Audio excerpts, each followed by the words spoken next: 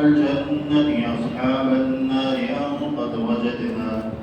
أن قد وجدنا ما وعدنا ربنا حقا فهل وجدتم ما وعد ربكم حقا قالوا نعم فأذن مؤذن بينهم اللعنة الله على الظالمين الذين يصدون عن سبيل الله ويبغونها عوجا وهم بالآخرة كافرون وبينهما حجاب وعلى الأعراف رجال يعرفون كلا بسيماهم ونادوا أصحاب الجنة أن سلام عليكم لم يدخلوها وهم يطمعون وإذا صرفت أبصارهم تلقاء أصحاب النار قالوا ربنا لا تجعلنا مع القوم الظالمين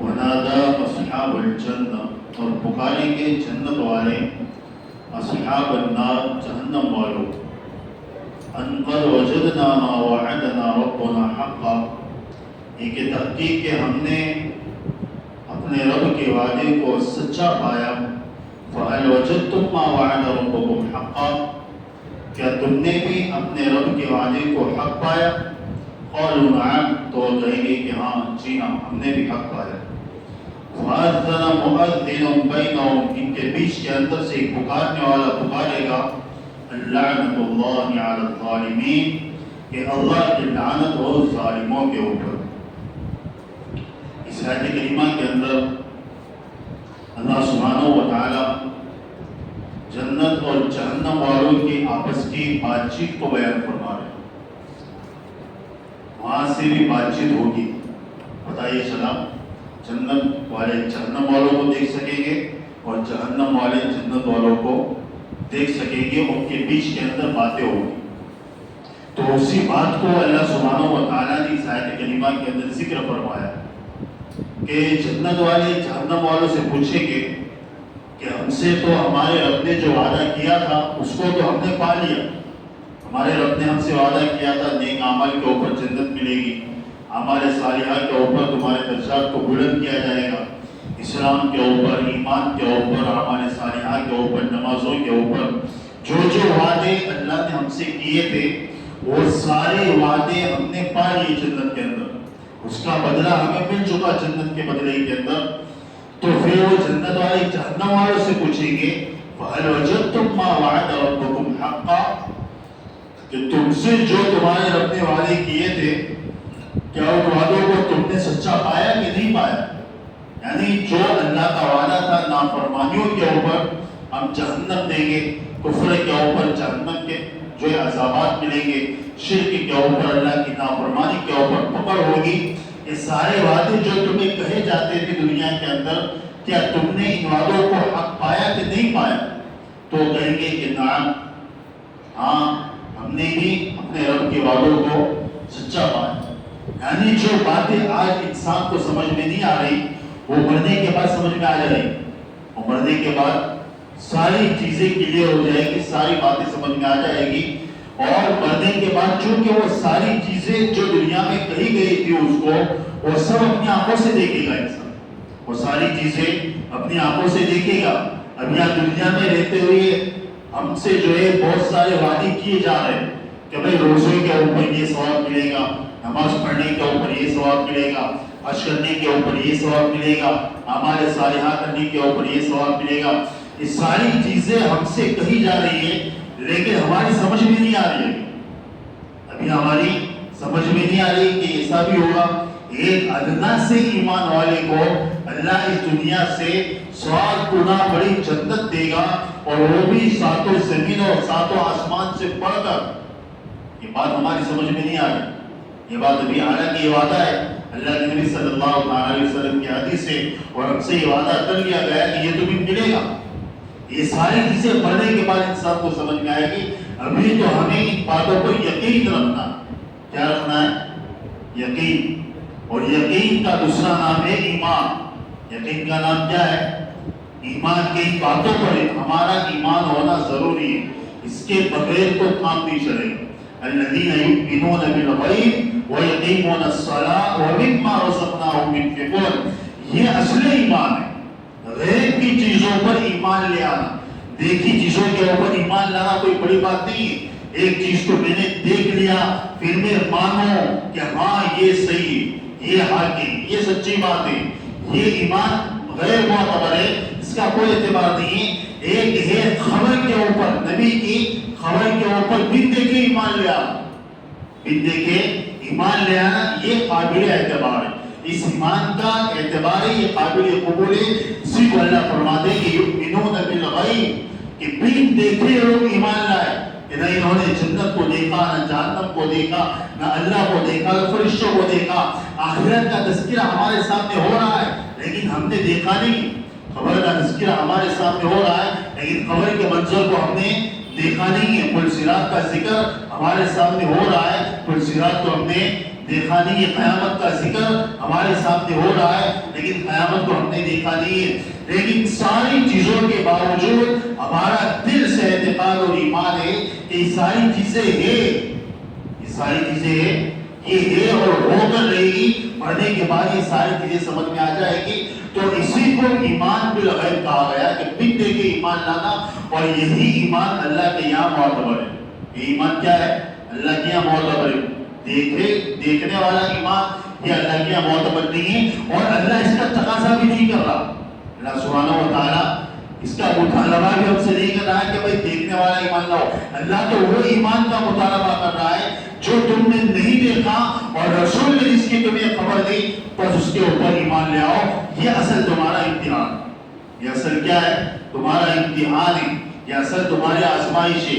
دیکھنے کے بعد تو فرعون بھی ایمان لے آیا, دیکھنے کے بعد تو جب حلق کے اندر, حلقوم کے اندر موت اٹک جاتی ہے, روح اٹک جاتی ہے, آخرت کے مناظر انسان کے سامنے کھل جاتے ہیں, ملک الموت, اس کا آخرت کا ٹھکانہ, یہ ساری چیزیں اس کے سامنے آ جاتی ہیں. پھر بندہ کہے کہ اب میں توبہ کرتا ہوں, اب میں ایمان لاتا ہوں, اب میں اللہ کو مانتا ہوں. یہ ایمان معتبر نہیں, قابل قبول نہیں, اس کا کوئی اعتبار نہیں ہے. تو وہ ایمان اللہ کے یہاں مقصود ہے جو بغیر دیکھے لایا جاوے. جن چیزوں کو ہم نے دیکھا نہیں ہے لیکن اللہ کے نبی صلی اللہ تعالیٰ علیہ وسلم نے ان چیزوں کی ہمیں خبر دی ہے, تو ہمارا ان چیزوں کے اوپر دل سے ایمان ہے, اور یہی ایمان قابل قبول ہے. تو جنت اور جہنم کے جو لوگ ہوں گے دونوں کے اندر, ان کے اندر آپس میں بات چیت ہوگی. ان کے اندر کیا ہوگی؟ آپس میں بات چیت ہوگی. اس کو اللہ سبحانہ و تعالیٰ کہہ رہے. تو جنت والے جہنم والوں سے بھی پوچھیں گے فَهَلْ وَجَدْتُم مَّا وَعَدَ رَبُّكُمْ حَقًّا, کہ تم سے تمہارے رب نے جو وعدہ کیا تھا کیا تم نے اس کو سچ پایا, حقیقت میں پایا کہ نہیں؟ اللہ نے کہا تھا کہ بھائی نافرمانی کے اوپر یہ سزا ملے گی, کفر کے اوپر یہ سزا ملے گی, شرک کے اوپر یہ سزا ملے گی, اللہ کی نافرمانی, اللہ کے احکامات توڑنے کے اوپر یہ سزا ملے گی. یہ جو گنوائی گئی تھی تمہیں دنیا کے اندر, کیا تمہیں پتا چلا کہ نہیں؟ یہ وعدے سارے, یہ باتیں جو اللہ نے کہی تھی اب سمجھ میں آ رہی ہے کہ نہیں؟ اور وہ کیا کہیں گے؟ ہاں, کیوں نہیں, اب تو سمجھ میں آ گیا, اب تو یہ ساری چیزیں دکھ رہی ہے, یہ باتیں سمجھ میں آ گئی. وَأَذَّنَ مُؤَذِّنٌ بَيْنَهُمْ أَلَّعْنَةُ اللَّهِ عَلَى الظَّالِمِينَ. یہ بات چیت شروع ہوگی ان کے بیچ کے اندر, جنت والے اور جہنم والے, ان کے بیچ کے اندر کنیکشن ہوں گے. ایسا نہیں کہ وہ کہاں پڑھو گے ہم کہاں پڑھو گے, نہیں, ہم دیکھ سکیں گے ان کو. ہم کیا کریں گے؟ دیکھ سکیں گے. تبھی تو اصل عذاب کا مزہ ہے, اور تبھی اصل نعمت کا مزہ بھی. سمجھ میں آ رہی ہے بات؟ دیکھنے کو ملے تبھی مزہ ہے. جنت والے جب جہنم والوں کو دیکھیں گے ان کو یہ عذابات ہو رہے تو ان کو اپنی نعمتوں کے اوپر شکر گزاری ہوگی, اور اپنے کیے پر ان کو فخر ہوگا کہ واہ اللہ کا شکر ہے کہ ہم نے یہ سارے کام نہیں کیے, ورنہ ہم بھی وہاں چل رہے ہوتے, ورنہ ہم بھی وہاں چل رہے ہوتے. اب جہنم والے جنت والوں کو دیکھیں گے تو ان کو بڑی پشیمانی ہوگی, بڑی ندامت ہوگی, بڑا افسوس ہوگا کہ کاش کہ ہم نے نبیوں کی باتیں مان لی ہوتی. ہمارے پاس جو سمجھانے والے آتے تھے ہم ان کی باتوں میں آ گئے ہوتے, سمجھ لیا ہوتا, اور تھوڑا سا اللہ کو مان لیا ہوتا, اللہ کی فرما برداری کر لی ہوتی, تو آج ہم بھی وہاں نعمتوں کے اندر ہوتے. تو آج ہم بھی کہاں ہوتے؟ نعمتوں کے اندر ہوں گے. یہ سوچ کر یہ پچھتاوا, یہ سب سے بڑی سزا ہوگی. یہ جو ندامت ہوگی, یہ پچھتاوا, یہ افسوس, یہ سب سے بڑی سزا ہوگی. اور جنت والوں کو جو خوشی ملے گی جہنم والوں کو دیکھ کر، یہ سب سے بڑی نعمت ہوگی ان کی، یہ سب سے بڑی کیا ہوگی، اس سے بڑی کوئی خوشی نہیں ہوگی۔ تو اللہ جو یہ سارے انتظامات کرے گا، جنت والے جہنم والوں کو بھی دیکھ سکیں گے اور جہنم والے جنت والوں کو دیکھ سکیں گے۔ اب یہ بات چیت شروع ہوگی، فَأَذَّنَ مُؤَذِّنٌ بَيْنَهُمْ لَعْنَةُ اللَّهِ عَلَى الظَّالِمِينَ۔ ایک فرشتہ کھڑا ہوگا اور کہے گا کہ بھائی اب بات ختم ہو گئی، اب جو اپنا کام کرو، لعنت اللہ علی الظالمین، اب ظالموں کے اوپر اللہ کی لعنت ہے، اب چپ کرو، چپ چاپ سزا بھگتو، اب کوئی بات کرنے کی ضرورت نہیں کہ ہاں دیکھ لیا یہ ہوا نہیں ہوا، اب ختم۔ اب کیا ہوا، اب ساری چیزیں ختم ہو گئی۔ لعنت اللہ علی الظالمین کہ اللہ کی لعنت ہے ظالموں کے اوپر۔ ظالم سے مراد وہ نہیں جو انسانوں کے اوپر ظلم کرتا ہے، ظالم سے مراد اللہ کی نافرمانی کرنے والا، ظالم سے مراد اللہ کی نافرمانی۔ یہ انسان کا اپنے آپ کے اوپر سب سے بڑا ظلم ہے۔ انسان کا اپنے آپ کے اوپر سب سے بڑا ظلم کیا ہے کہ وہ اللہ کی نافرمانی کرے، اللہ کے حکموں کو توڑے، اللہ کی باتوں کو نہ ماننا، شریعت کو نہ ماننا، یہ سب سے بڑا انسان کا اپنی جان کے اوپر ظلم ہے، سب سے بڑا ظلم ہے انسان کا۔ اس سے کہا گیا کہ لعنت اللہ علی الظالمین، کہ اب تو ظالموں کے اوپر اللہ کی لعنت ہے، اب سزا بھگتو، اب کیا کرو، اب سزا بھگتو۔ اور ظالم کون لوگ؟ الذین یصدون عن سبیل اللہ ویبغونها عوجا وهم بالآخرۃ کافرون، ان کو ظالم کہا گیا۔ یہ ظالم کون ہے؟ الذین یصدون عن سبیل اللہ، وہ لوگ جو اللہ کے راستے سے لوگوں کو روکا کرتے تھے، جو اللہ کے راستے سے لوگوں کو روکتے تھے، ویبغونها عوجا، اور اس میں عیب تلاش کرتے تھے، کیا کرتے تھے؟ کجی، ٹیڑھا پن، عیب، ناٹک کرتے تھے، جس کو کہتے ہیں سلی کرتے تھے، انگلی کرتے تھے جس کے اندر۔ وَهُمْ بِالْآخِرَةِ هُمْ كَافِرُونَ، وَهُمْ بِالْآخِرَةِ كَافِرُونَ، اور آخرت کا انکار کرنے والے کیا کرتے تھے؟ آخرت کا انکار کرتے تھے۔ یہ بیسک جو ہے ہمارا جو عقیدہ ہے سب سے بڑا، وہ بعث بعد الموت، آخرت کے دن، یعنی کہ مردے کے بعد دوبارہ زندہ ہونا، اس کو آخرت کہا جاتا ہے۔ یہ سب سے بڑا مدعا ہے۔ دنیا کے اندر اکثر لوگوں کو یہ بات سمجھ میں نہیں آتی، اکثر لوگوں کو یہ بات سمجھ میں نہیں آتی، لیکن یہ عین اعتقاد ہے ہمارا اور عین ایمان ہے ہمارا۔ اس کے بغیر ایمان نامکمل، اس کے بغیر اگر کوئی بندہ اللہ کو مانے، رسول کو مانے، قرآن کو مانے، سنتوں کو مانے، لیکن آخرت کے دین کا انکار کرے، اس کو آپ مومن اور مسلمان نہیں کہہ سکتے، اس کو آپ مومن اور مسلمان نہیں کہہ سکتے، اس لیے کہ اللہ سبحانہ و تعالیٰ نے پہلے ہی پارے کے اندر، پہلے رکوع کے اندر، شروع کے اندر ہی وَهُمْ بِالْآخِرَةِ هُمْ يُوقِنُونَ، کہ یہ لوگ آخرت کے دین پر یقین رکھنے والے ہیں، ایسے لوگوں کو ایمان والا کہا، ایسے لوگوں کو کیا کہا ہے کہ یہ اصل ایمان ہے۔ یہ کیا ہے؟ اصل ایمان، کہ اس کے اوپر ہمارا ایمان ہونا چاہیے، چاہے دنیا کے لوگ کسی طریقے سے ہمیں بھٹکانے کی کوشش کریں۔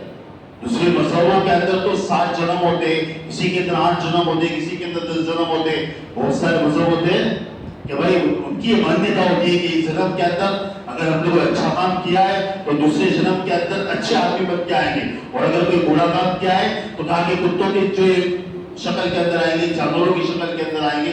یہ بہت سارے مذہبوں کی مانیتا ہوتی ہے، لیکن اللہ کا شکر ہے کہ ہم اس سے پاک ہیں، اللہ کا شکر ہے کہ ہم اس سے پاک ہیں۔ ہمارا عقیدہ ہے کہ اللہ سبحانہ و تعالیٰ آخرت کے اندر ہمیں کھڑا کرے گا اسی جسم کے ساتھ اور اسی روح کے ساتھ، جسم بھی یہی ہوگا، روح بھی یہی ہوگی، اور اسی کے ساتھ اللہ کھڑا کرے گا، اور آخرت کے اندر ہمارا حساب کتاب ہوگا۔ یقینی چیز یہ کیا ہے؟ یقینی، اس کے اندر ذرہ کے برابر بھی شک پیدا نہیں ہونا چاہیے، اس کے اندر ایک ذرہ کے برابر بھی شک پیدا نہیں ہونا چاہیے۔ اگر شک پیدا ہو گیا تو پھر سے کلمہ پڑھنا پڑے گا، اگر شک پیدا ہوا تو پھر سے آپ کو مسلمان بننا پڑے گا، ایمان کے داخل ہونا پڑے گا، اس لیے کہ یہ قطعی الثبوت چیزیں ہیں، اس کے بغیر ایمان مکمل ہو ہی نہیں سکتا، اس کے بغیر ایمان مکمل نہیں ہو سکتا۔ تو ایک تو چیز یہ ہے کہ وہ بالآخرت کافرون، کہ یہ لوگ آخرت کا انکار کرنے والے ہیں سیدھے سے، کہ آخرت کوئی چیز ہے ہی نہیں، آخرت کوئی چیز ہے نہیں، مر گئے، گل گئے، سڑ گئے، بات ختم ہو گئی۔ اولم یرى الانسان انا خلقناه من نطفة فاذا هو خصيم مبين وضرب لنا مثلا ونسي خلقه قال من يحيي العظام وهي رميم قل يحييها الذي انشأها اول مرة۔ پھر اللہ کے نبی کے پاس آتے, اللہ کے نبی صلی اللہ علیہ وسلم کے سامنے بوسیدہ ہڈیوں کو پھینکتے تھے, چورا چورا پاؤڈر بنا کر. بوسیدہ ہڈیاں ہوتی ہیں, ہڈی اس کا پاؤڈر بن جاتا ہے, وہ ہڈیاں لاتے اللہ کے نبی کے پاس, اللہ کے نبی کی خدمت کے اندر ہی باہر رکھتے تھے, پھینکتے تھے اس کو کہتے ہیں, اور پھر اس کا بھوکا کرتے تھے. کیا کرتے تھے؟ اس کا بھوکا پاؤڈر, اور کہتے وہی ربی, اللہ اس کو زندہ کرے گا, اس پاؤڈر کو جو چورا چورا ہو چکی اس کو زندہ کرے گا. اس کے اندر کیسے جان پڑے گی, اس کے اندر کیسے جان پڑے گی؟ تو اللہ نے اس کا بھی جواب دیا کہ نبی جواب سارے ہمارے پاس ہے. یحیی الذی انشأ اول مرہ, اس کو وہی ذات زندہ کرے گی, پیدا کرے گی جس نے اس کو پہلی مرتبہ بنایا تھا. اس نے اس کو اول مرہ یعنی کہ سب سے پہلے جب اس نے بغیر نقشے کے, بغیر کسی سیمپل کے, بغیر کسی نمونے کے جب یہ ذات بنائی تھی, وہی ذات اب اس کو دوبارہ زندہ کرے گی. وہی ذات اب اس کو دوبارہ زندہ کرے گی. ایک چیز بن گئی, اب دوبارہ بنانا کوئی مشکل ہو, دوبارہ بنانا کوئی مشکل کام ہے. پہلی مرتبہ بنانا کوئی چیز مشکل ہوتا ہے. کبھی پہلی مرتبہ کمپیوٹر بنانا, موبائل بنانا, کوئی گاڑی بنانا, یہ مشکل ہوتی ہے. لیکن جب ایک چیز جو بن گئی, اب اس جیسی دوسری چیز بنانا یہ کوئی مشکل کام نہیں. یہ تو ہمیں سمجھانے کے لیے, ورنہ اللہ کے لیے نہ پہلے مشکل تھا, نہ بعد میں مشکل ہے, نہ کبھی مشکل ہوگا. مشکلوں سے وہ پاک ہے, مشکلوں سے اللہ کی ذات پاک ہے. ينزه عن النقصان والزوال والخراب, اللہ سارے نقصان سے, عیب سے, نقصان سے پاک ہے, منزہ ہے, بالکل پاک ہے. اللہ کی ذات ساری چیزوں سے پاک ہے. تو یہ لوگ جو ہے آخرت کا انکار کرنے والے تھے, اس لیے کو کافر کہا گیا. لیکن ہم جو ہے آخرت کے اوپر ایمان لانے والے ہیں. اور دوسری چیز اللہ فرماتے ہیں الذین یصدون عن سبیل اللہ, کہ لوگ اللہ کے راستے سے روکا کرتے تھے. کیا کرتے تھے؟ اللہ کے راستے میں نہ جاتے تھے, نہ دوسروں کو جانے دیتے تھے, نہ خود تو جاتے نہیں تھے.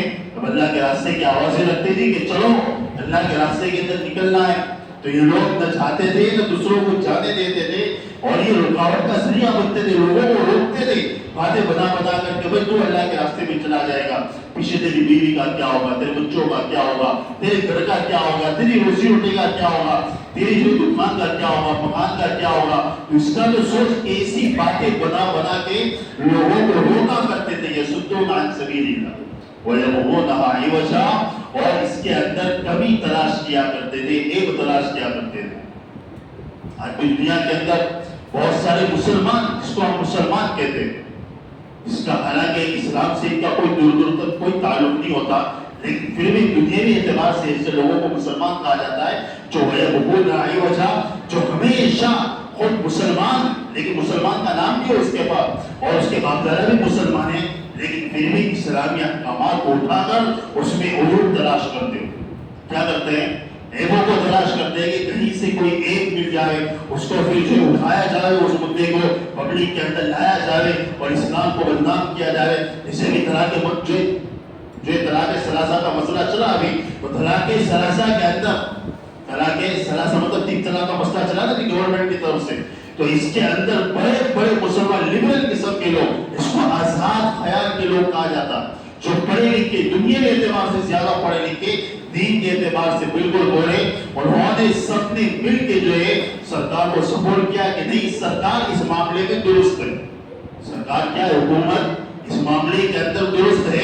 حالانکہ نہ ان کو قرآن کا علم ہے, نہ حدیث کا علم ہے, کسی چیز کا کوئی علم نہیں ہے, لیکن انہوں نے دنیا میں حالات کو دیکھا, اپنا دماغ لگایا. کیا لگایا؟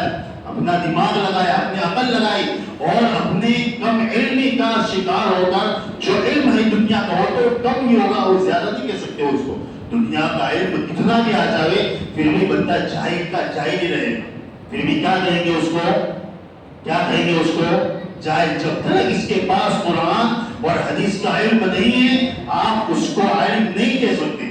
آپ اس کو عالم نہیں کہہ سکتے. عالم کہنے کے لیے دین کا علم ہونا ضروری ہے, شریعت کا علم ہونا ضروری ہے, قرآن کا علم ہونا ضروری ہے, حدیث کا علم ہونا ضروری ہے, ورنہ دنیا کے اعتبار سے اس کو پڑھا لکھا کہا جائے گا. کیا کہا جائے گا اس کو؟ ایجوکیٹڈ. تمہاری زبان کے اندر زیادہ عزت دینی ہو تو, زیادہ اگر عزت دینی ہو تو کیا کہتے ہیں اس کو؟ ایجوکیٹڈ آدمی ہے, پڑھا لکھا آدمی ہے, لیکن اس کا دین سے کوئی تعلق نہیں. ایسے لوگ جو ہے اسلامی شاعر کے اوپر اٹھ گیا ہوتا ہے. آج بھی بہت سارے مسلمان دنیا کے اندر جو روزے کے اوپر انگلیاں اٹھاتے کہ بھئی روزہ اللہ کو رکھوانے کی کیا ضرورت ہے، اللہ کو بھوک کے مروانے کی ضرورت کیا ہے، ہماری بھوک سے اللہ کا کیا فائدہ ہونے والا ہے۔ بہت سارے لوگ زکاتوں کے اوپر انگلیاں اٹھاتے کہ بھئی زکات تو یہ تاوان ہے، بوجھ ہے، ٹیکس ہے جس کو کہتے ہیں دنیا کے اندر، ایسے ایسے نام دیے جاتے ہیں۔ بہت سارے لوگ جو تراویح کے مسئلوں کو اٹھاتے ہیں مسلمان کہ بھئی تراویح 8 ہونی چاہیے، 20 ہو رہی ہے، ہو رہی ہے، یہ ساری چیزیں نہ کرنے کی، اس کو نہیں کرنا ہوتا ہے، اس کو نہیں کرنا ہوتا ہے، اس کے پاس لاکھوں بہانے ہوتے ہیں، اور جو کرنے والا ہوتا ہے، جو مسلمان ہوتا ہے حقیقی معنی کے اندر، وہ اپنا سر جھکا لیتا ہے اللہ اور اس کے رسول کی باتوں کے سامنے، کہا کہ اس میں مجھے کوئی دلیل کی ضرورت نہیں ہے، ساری چیزیں ہمارے سامنے موجود، ساری چیزیں اللہ نے کہہ دیا کہ بھئی روزہ رکھنا ہے تو رکھنا ہے، یہ فرض ہے۔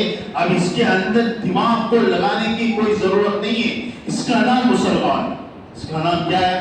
مسلمان۔ اب روزہ رکھنے کا اللہ نے کیوں کہا، یہ کیوں کا جواب مرنے کے بعد ملے گا تم، یہ حکمت ہے اللہ کی، یہ کیا اس کے اندر اللہ کی حکمت ہے۔ تراویح 20 رکعت پڑھو، یہ حکم اللہ نے کیوں دیا، اس کے اندر کیا حکمت ہے، مرنے کے بعد پتہ چلے۔ ابھی تمہارا کام ہے کہ مانو، ابھی تمہارا کام کیا ہے کہ بھئی مانو، سمعنا واطعنا، جو تمہیں کہا گیا ہے صرف اتنا کرو، اس سے زیادہ اپنی عقل مت دوڑاؤ اس کے اندر کہ روزے سے کیا ہوگا، زکات دینے کا کیوں کہا، نماز پڑھنے کا اللہ نے کیوں کہا، یہ کرنے کا کیوں کہا، نہیں، اللہ کے نبی نے کہہ دیا، بس بات ختم ہو گئی، یہ کرنا ہے، اور اسی کا نام اسلام ہے، اسی کا نام کیا ہے، اسلام ہے، اور اسی کو مسلمان کہا جاتا ہے جو بغیر دیکھے اللہ کے رسول کی باتوں کو مان لے، اللہ کے احکامات کو جو ایکسیپٹ کر لے، قبول کر لے، اور اسی کو مسلمان کہا جاتا ہے۔ اس کو کیا کہا جائے گا، مسلمان کہا جائے گا۔ تصدیق جو ہے شریعت کے اندر احکامی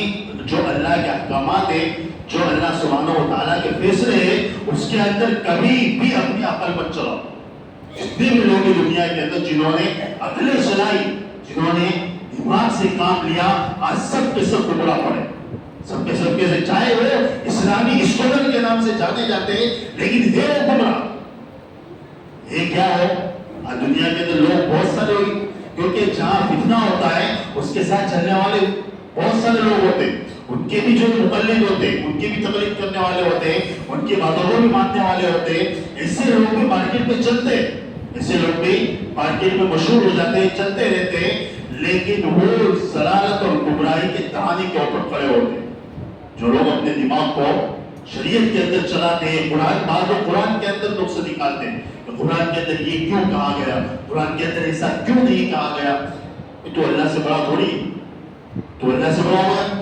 اللہ کے نبی صلی اللہ علیہ وسلم جس پر قرآن نازل ہوا، اس شخصیت نے کوئی جملہ اپنی زبان مبارک سے نہیں نکالا، تو ہم کون ہوتے ہیں جس شخصیت کے اوپر قرآن کا نزول ہوا، اللہ کے نبی صلی اللہ علیہ وسلم پر قرآن نازل ہوا، آپ نے ایک جملہ اپنی زبان سے نہیں نکالا، آج 1400 سال کے بعد پیدا ہونے والا یہ گندی نالی کا گندا کیڑا یہ اپنی زبان سے کہہ رہا ہے یہ قرآن کی بات میری سمجھ میں نہیں آ رہی، یہ قرآن میں نہیں ہونا چاہیے، یہ چیزیں قرآن کے اندر نہیں ہونی چاہیے، تو آپ ایسے لوگوں کو کیا کہیں کہ اس کی عقل اللہ کے نبی کی عقل سے زیادہ، اس کا علم صحابہ کے علم سے زیادہ نہیں، بالکل نہیں۔ اسی لیے بات ہے ہم اس کو جاہل کہیں گے، اور اتم درجے کا آخری چھلنی کوالٹی کا جس کو کہتے ہیں اس کو آخری درجے کا جاہل کہا جائے گا، جو یہ کہے کہ قرآن میں یہ کیوں نہیں کہا گیا، قرآن میں ایسا کیوں کہا گیا، اس کا حق مجھے اور آپ کو نہیں، مجھے اور آپ کو اس کا حق ہے ہی نہیں۔ یہ ساری باتیں اللہ سبحانہ و تعالیٰ کی طرف سے، ہمارا کام ہے کہ اس کو ماننا، ہمارا کام کیا ہے، ان ساری چیزوں کو ماننا، بغیر دیکھے ان ساری چیزوں کو مان لینا۔ اللہ سبحانہ و تعالیٰ کی اس باتوں پر عمل کی توفیق عطا فرمائے۔ سبحان